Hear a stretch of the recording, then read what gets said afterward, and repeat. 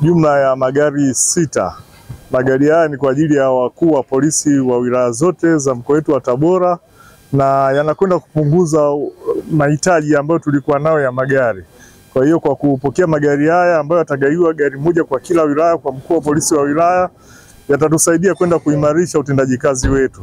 Mimi nimshukuru Mheshimiwa Rais kwa kutoa magari haya, nimshukuru IGP kwa ajili ya kutugawia sisi tukiwemo mkoa wa Tabora, lakini nimshukuru Mheshimiwa mkuu wa mkoa kwa leo hii kutukabidhi rasmi magari haya.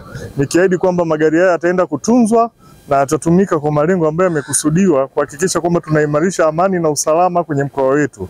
Yataenda kufanya kazi za doria, misako, operesheni mbalimbali kuhakikisha wananchi wa mkoa wa Tabora wanakuwa salama na shughuli za kimaendeleo zinafanyika vizuri. Mheshimiwa Rais aliendelea kuagiza na kutoa ahadi mbalimbali ikiwemo kuhakikisha atatoa vifaa vitendea kazi kwa jeshi letu la polisi